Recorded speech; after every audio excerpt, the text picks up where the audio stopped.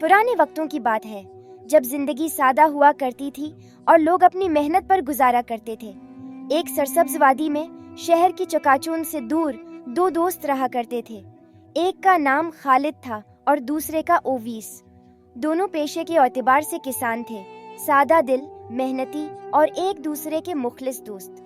उनका दिन खेतों में सख्त मेहनत करते हुए गुजरता और शाम को अपने छोटे से घरों को लौट आते।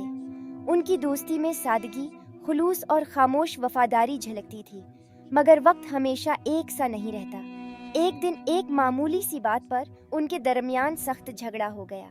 बात इतनी बढ़ गई कि वो इलाके के हाकिम के पास इंसाफ लेने जा पहुंचे। झगड़े की वजह ये थी कि उनकी फसल में से किसी ने एक हिस्सा चरा लिया था। खालिद ने दावी किया, मैंने रात दिन मेहनत से फसल लगाई है, ये मेरी है। ओवीस ने फौरन जवाब दिया, मैंने भी बराबर मेहनत की है। मैंने खुद देखा कि आप रात को खेत में मौजूद नहीं थे। हो सकता है चोरी आपकी तरफ से हुई हो। हाकिम दोनों की बातें सुनकर हैरान रह गया। दोनों एक दूसरे पर इल्जाम लगा रहे थे और अपने हक का दावी कर रहे थे।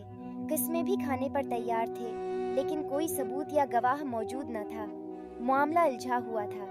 बिलाखिर हाकिम ने एक हफ्ते की मोहलत दी और कहा, तुम दोनों सच का पता लगाओ। अगर न लगा तो मैं खुद एक तरीका अख्तियार करूंगा।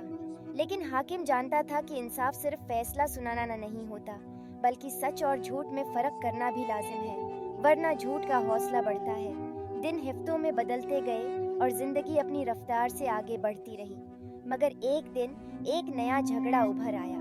खालिद गुस्से, अफसरदगी और बेबसी के आलम में दोबारा हाकिम के दरबार में पहुंचा। उसने फरियाद की, हाकिम साहब, मैंने ओवीस को अपनी एक कीमती गाय बेचने के लिए दी थी।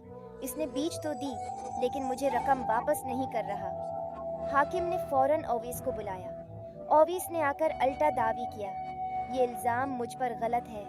दरअसल मैंने अपनी गाय खालिद को दी थी, उसने बीच दी और अब कह रहा है कि गाय उसकी थी। दोनों एक दूसरे को झूठा और खुद को सच्चा साबित कर रहे थे।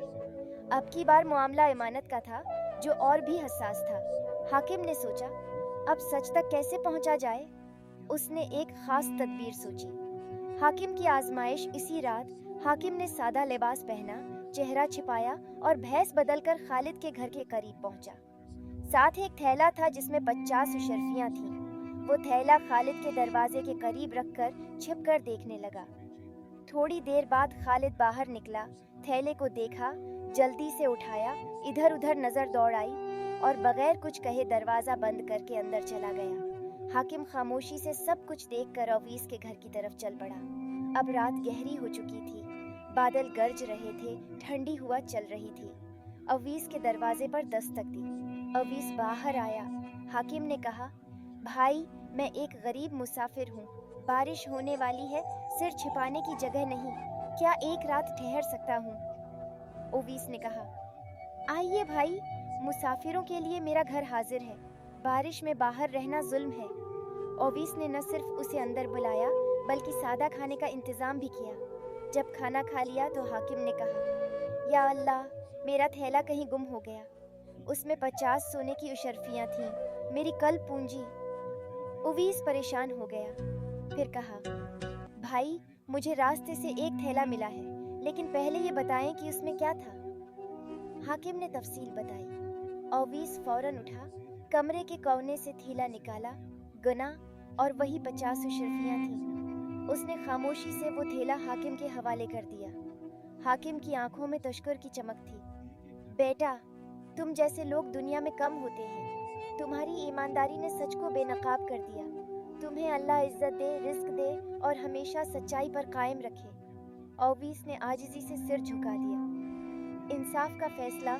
अगले रोज हाकिम ने दरबार में दोनों को बुलवाया, सबके सामने तमाम वाक़िया सुनाया और कहा, खालिद, तुम्हारी नियत चोरी में थी, तुमने अमानत में खियानत की, तुम झूठे निकले। ओवीस सच्चा, ईमानदार और वफादार है। न सिर्फ उस मुकदमे का बल्कि पिछले तनाज़ा का भी असल हकदार वही था। खालिद शर्मिंदा होकर सर झुकाकर रह गया। लोगों ने तालियां बजाईं और ओवीस को मुबारकबाद दी। अखलाकी सबक ये कहानी हमें सिखाती है कि सच कभी छिपता नहीं, वक्त आने पर सामने आ जाता है। امانت ایک عظیم ذمہ داری ہے جو صرف دیانتدار لوگ نبھا سکتے ہیں۔ دوستوں کے درمیان اعتماد سب سے بڑی دولت ہے، لیکن جھوٹ اسے برباد